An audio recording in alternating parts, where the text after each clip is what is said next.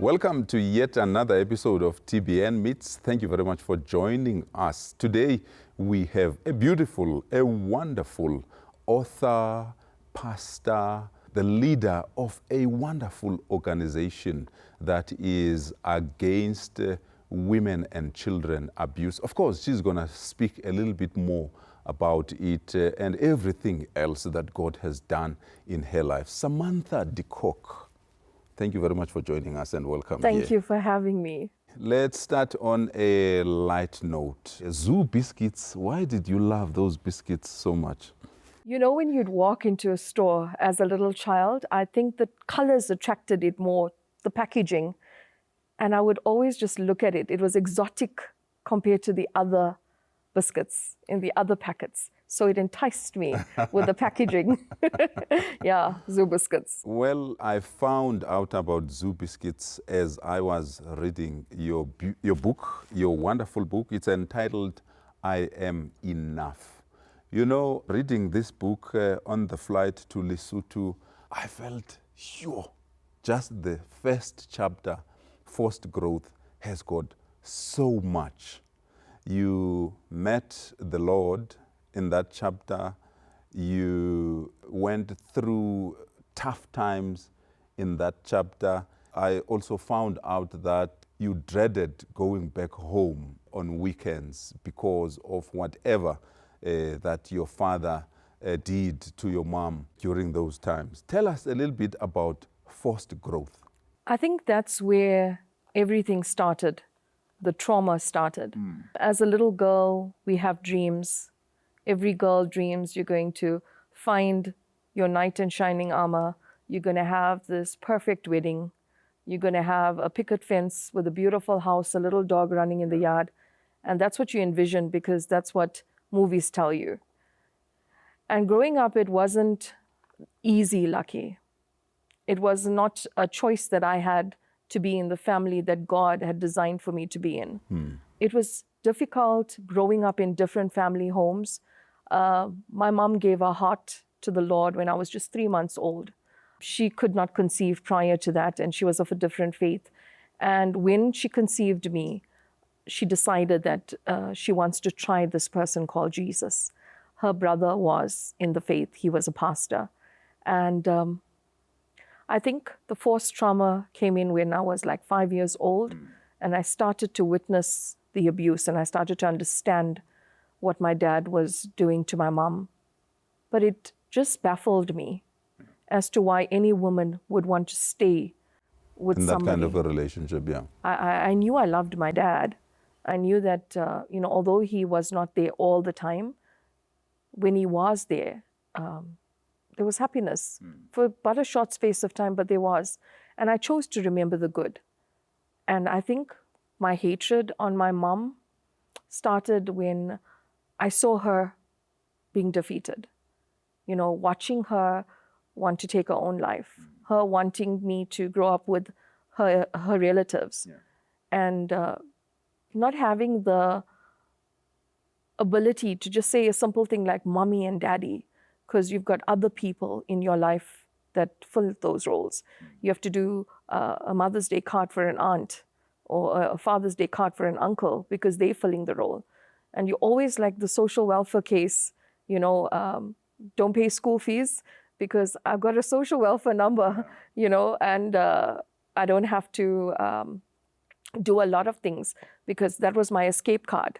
I don't want to do PE because I'm sick. But it wasn't the case. It was like I knew from a young girl that I was different, but I also knew that I was forced into growing up way too fast. You kept on dreading going home on weekends, but also there's one question that you kept asking yourself, and you said, I could not understand why this lady kept on choosing this man even though he was abusing her so much. And it almost sounds like you also felt that she chose him over you. I did, in many senses of the word. My mom she worked in a factory as a machinist, and she did the best that she could. now when I sit back and reflect, I know that she did the best that she could.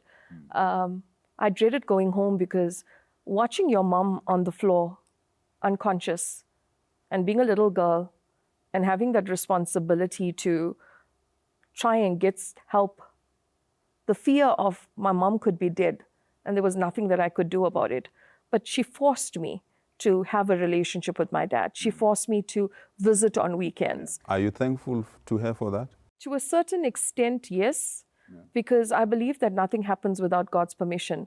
Everything is ordained by Him. So He allows things to happen. And if God allowed me to experience that, He knew I was going to be here today.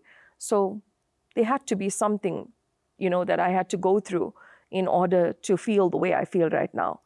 So I think yes and no. Yeah. Let's start with the yes part. Yes, I think that if whatever doesn't kill you makes you stronger, as the saying goes.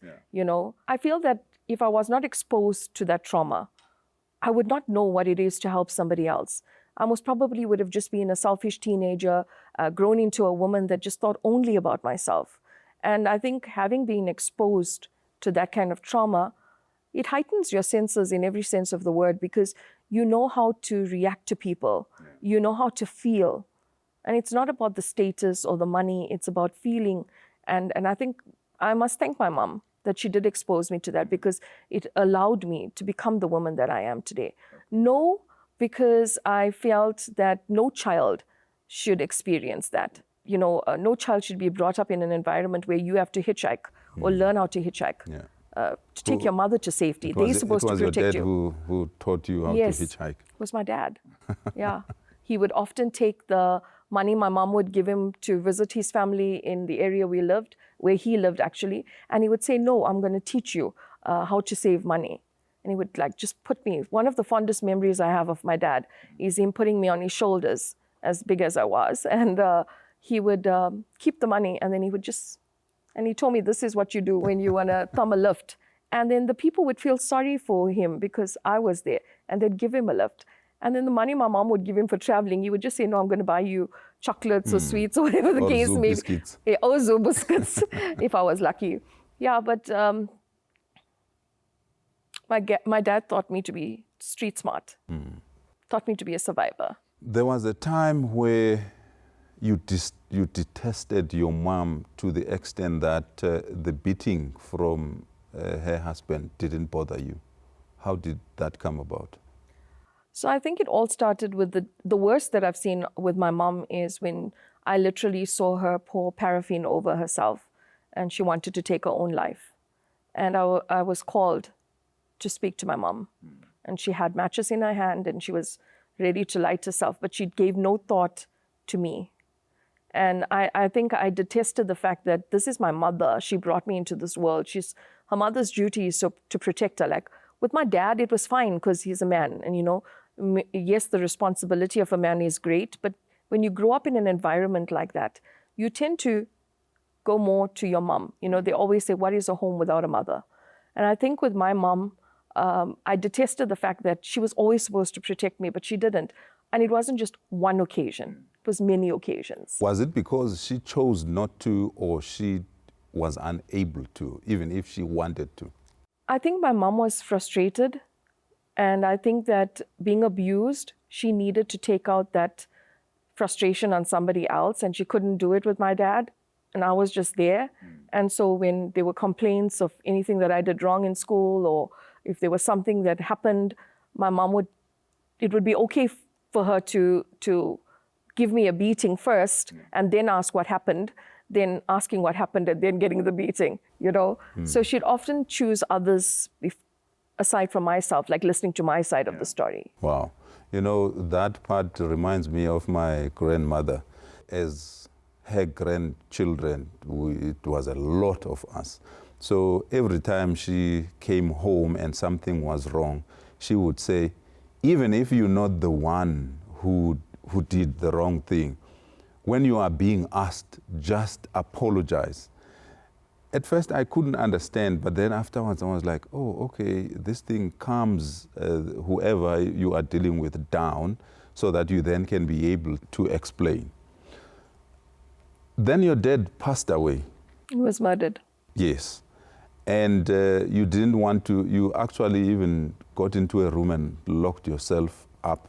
And you also mentioned how you didn't have any form of emotion towards that. So I started working as a very young girl, earning a measly 25 rands. And I would take care of my mom with that money. And I remember my mom came to visit where we were living at her brother's place. And she was like excited, but my dad and her were separated, and she was talking to my cousins about them reconciling again, and that just annoyed me. And I was much older, so I just said to my mom, I'm not going to work tomorrow. I'm going to just tell them my father died. What difference would it make? Like, nobody's going to know because y'all are separated. And my cousin was heavily pregnant, and she was actually late, to go and deliver. And she had got the phone call, and she was the one that answered the call. And then she fainted afterwards. Yeah, and she heard that my dad was murdered, and she just started to scream. And the next thing I know, my mom was screaming, and then my mother said, "You must watch your mouth. The things you say come true." Oh yeah, from that time as well, I knew that, okay, I do speak life and death in, but I don't think that I had control over what happened to him. But I do understand that I was supposed to behave in a certain manner. It's expected. He's my dad. There were so many things that went through my mind, Lucky. Did he not get enough love from his mom? What made him become that monster only when he was around with my mom? He was only around my mom when he would become like this, when he used to drink alcohol or take drugs. And there was a part of me that said, did I do enough as a daughter? And then there was a part of me that said, thank God. Like I could breathe. Yeah. You then had to choose your own dad's casket. Yeah. How did that feel? So my dad wanted a son. And when I was born, obviously, I'm not a boy, but I've always said, they said Samantha. So there's a man in Samantha. So, Sam there. You see, but it was hard because I got to the funeral parlor with my uncles, my dad's brothers, and I'm the only child. And it's hard to choose something for somebody that's you've not had a relationship with. And I knew I loved him, and I know I love him, but I just didn't get that love from him. And I tried to cry, like I literally wanted to show emotions, but I felt like something in me was dead. It was cold. And I just said, choose any casket, it doesn't matter. And my uncle said, no, choose a casket. So I just, eeny, meeny, miny, moe, and I picked a casket. Sure. Okay. Then at some point, JCW must have been as a result of going through sexual harassment and stuff like that. There was an incident that took place, and it was with a relative that was on my mom's side. Yes. And See, I've read yes, the book. you've read. I was going to tell you good. You're a good guy. Yeah, so it was my mom's relative, and he's late now, so it's fine. It was a close relative. And although there wasn't any, I don't know how to put it in proper words, but even though there was just touching and fondling kind of thing, it wasn't appropriate. It can never be appropriate. Yeah, but I remember telling my mom about it when I called. And she was like, no, you do not tell people this, and you cannot repeat it, and you do not say, and I think that's when it all started. This hatred just festered, because here she is again. Not protecting No, you. she's not protecting me. And did I deserve that? And for a long time, I've harbored that feeling that I've made bad choices because I needed to have somebody tell me they loved me. But not just the words, I needed to feel the love. And I didn't know what that felt like because I've never had that. I don't know, like normally little girls will get it from your dad. If you're a father and you have children, you would learn, they always say the first love for a daughter is her dad, because he's going to teach her the standards that she's going to need when she gets older in choosing a husband. I didn't have that luxury. And whilst I had uncles and male figures in my life, my mom only had my dad. There was no stepdad or anything of that sort. And it was difficult to fathom that here I am telling you that this is what transpired. I'm emotional. I'm crying about it. And you'd like, no, don't tell anybody about it. And you just have to keep quiet about it. And it's always been that way. You know, it's like taboo if you were to speak about a molestation or speak about being sexually harassed or whatever the case may be. And I think for me, that's when this hatred festered more and more towards my mom. Wow. So what does JCW, what are some of the stuff that you guys deal with? So gender-based violence against women and children, we do motivation letters for placing them into a home of safety. Yeah. We assist with drug rehabilitation, also getting them into rehab. We do a lot of charity arm works. You know, like we host an annual conference every year in August. We have an event of over 400 to 500 women that would come through, and we just help them to let them know that you may have a past. You know, society may tell you you cannot and you should not. And even in the church, Lucky, you would find that there's so many people that would condemn you for your past. Yeah. But when I look at the Word of God, I see so many people that have done so many things that was not pleasing to the Father's heart. But He has a tendency to use broken people, and He uses them for His glory. And so that is when I said, it happened in the 2019 floods in Durban. My husband and I, it was my birthday. We got together with my daughter, and it was a rainy day. I'm not sure if you're familiar with the floods that happened in 2019 in KZN. It was one of the worst floods that took place. And I said, let's just go out and help. But also after COVID, there were other floods as there well. Were, yes. But JCW was born from the 2019 floods. Yes, we were actively involved in the community prior to that, but the NPO came to existence in 2019. Okay, on a lighter note, how did you meet your husband? Oh, in church. In church, yeah. Was he preaching or you were? No, he was the praise and worship leader. I would not be doing justice if I did not say what a pivotal role he plays in everything, the woman that I've become. He's been my biggest supporter, my biggest fan, my biggest critic. Yeah. You know, he's the one that pushes me forward. He supports me.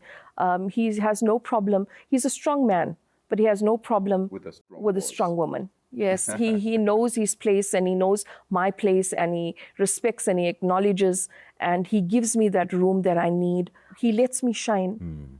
He doesn't have a problem with being in the shadows. He doesn't steal your shine like the makeup people have been stealing your shine. No, he doesn't. You know, we're both very similar. We're very outgoing, outspoken.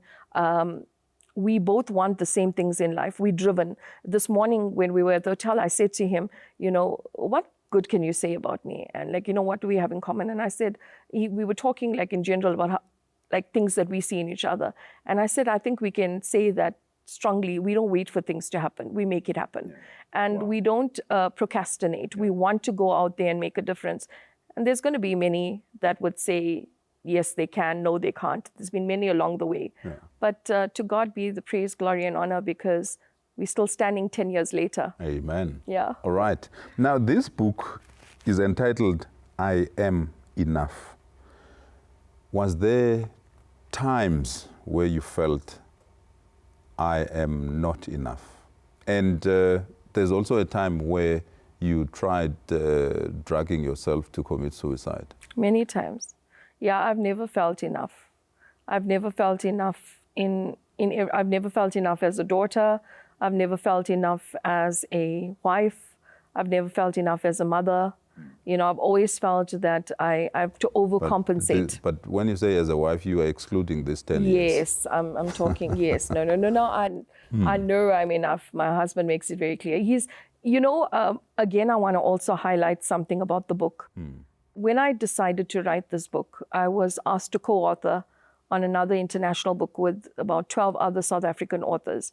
And it was, I kept procrastinating with this book, but I felt that I needed to write it. My mom was diagnosed last year in June with terminal cancer, and she's on the last stages at the moment. And this book helped me to self-reflect. It helped me to put pen to paper about a lot of things that I could not say out aloud. And one of the things I want to highlight is that seeing my dad as an abuser made me an abuser. I think always we say, you know, the man is the problem. The man is the one that does things. I was very violent. I mean, my ex-husband and I, we had our share of problems, but I think I've contributed a lot to that marriage failing because I've had my own trauma that I've never healed from. Yeah. And I definitely was not able to understand and be the wife I am to my husband right now, I wasn't able to be that to him. So I think that this book was to highlight that sometimes we can just point fingers. We can want to blame. My entire life, I blamed everything on my dad. Every wrong decision I made, it was my mom's fault. It was my dad's fault. Until I wrote the book and I completely healed from it, understanding that I am enough. Tell me, Yeah. did you forgive your mom? And what was the process? My understanding of forgiveness, in Matthew, the word of God says, if you do not forgive, I in heaven do not forgive you. And I've had countless encounters with people saying, I can't get a job, I can't get my wishes coming through. And most of the times, with all those closed doors, the Holy Spirit would say, ask them, did they forgive? Or it's either did they ask for forgiveness for themselves, or did they forgive the next person? And most of the times, I feel there is some form of deliberateness. Like, for instance, things that you have been avoiding, you need to pick up the phone, even if it was a friend or a relative, even how far they may be as a relative, to say, you know what, this I didn't like, but I forgive you. And it's funny how God just opens so many doors afterwards, just from that one statute from the Bible. What was the process with you and your mom? So I think I would always say the lip service, I forgive, until 2019, my first conference. And I publicly, on that stage, called my mom and said to her, I forgive you for every time you were not there to protect me. I forgive you for not believing me. I forgive you for not being there when I needed my mom to hold my hand. I forgive you for all the days that you never showed up, and I meant it. And I said some awful things to my mom, Lucky, and it haunts me, because I said stuff like, when you die, you won't just die, you'd suffer and die. And now when I see her suffering, yeah, I asked the Lord, because I've forgiven her. And I said to her, Mom, I want you to forgive me. And she said, you're my child, and I forgive you. And, and I think for me, that is the most important thing, is that closure, to say, and I think I can encourage people out there that when you say you forgive, the Lord's Prayer tells us, forgive those. If we expect Jesus to forgive us for our trespasses, how do we not forgive others? So I have forgiven my mom. Wow. I think to a certain extent, I would have held myself responsible and accountable. And, I even wanted to step down from pastoring a church. I felt that I was not doing what I should be doing for God because of my mom. And the Lord just awakened in my spirit, and he said, go forward. No looking back, go forward. Yeah. And when I look at my mom, she has breast cancer where tumors have burst, and there's more than 7 at the moment. She's actually going to be placed in a hospice at the end of this month, but she doesn't miss one service. She goes and does the hospital runs for the church. She is always there. And these are fungating cancer. It gives us such a stench, but it inspires me to know that she's my mom. Yeah. And that she's moving forward for Jesus, and she's really a Job. She's really going forward and doing what God has done. So to answer your question, yes, I forgive my mom. Do you think she has forgiven you and herself? Well, we did ask because, they had given my mom initially 6 to 12 months to live. And with all of the trauma that she's been experiencing with this disease, a pastor asked her, did you release any unforgiveness maybe towards your husband who passed away, or towards Sam, or towards anyone that may have hurt you in life? And she says, yes, she has released the forgiveness. She doesn't hold anything against anyone. Where can people get hold of this book? The book is on Amazon, but they've got my Amazon, yeah. We've got it on Amazon, and I think there's also, I'm not sure about the online. We've just gone to another online platform. I'll have to speak to my publicist about it. But we do have copies, and they can just contact me, and we can courier it through to them. What would you say to someone, a young girl, that is about to give up on everything and commit suicide? How would you encourage that person? Speak to that. So I would encourage you today, if you are listening and you may feel defeated, you may feel like nobody loves you, you may feel like life has no potential. I want to tell you that you're not a mistake. I want to tell you that no matter how much you may have failed and the mistakes that you have made, no matter how far you have gone from God, He has not moved. You know that point of darkness when you feel that nobody would care whether you exist or not? Jesus is right there beside you. Every single time that I chose to want to take the easy way out, He reminded me, be still and know that I am God. And I live by the scripture, Jeremiah 29, verse 11, for He knows the plans He has for you, plans to prosper you and not to harm you, plans to give you a hope and a future. So even if you were conceived out of rape, even if you have come into this world where people may think you're a mistake, God does not make mistakes. All you have to do is pick yourself up after you've cried, dust yourself off, and remember that with God, you can do anything. With God as your focus point, Peter just had to focus on Jesus in order to walk on the water. Just keep your eyes on Jesus. That's all I can say to encourage you. If you feel that you are not good enough, you are the apple of the Father's eye. If He didn't love you, He would not have given His only Son to die for you. So trust in Him, believe in Him, love yourself. You are enough, you are special, you are beautiful. What you see in the mirror must be what you love. You can't expect others to love you if you don't love what you see. And remember, the plans God has for you, we have to go through trials and tribulations. But somebody out there is waiting to hear your story. This has been TBN Meets. Thank you very much for having joined us. A powerful message indeed. Whatever you will have learned from this episode, please apply it in your life so that we can see some godly change. Until we meet next time, adios.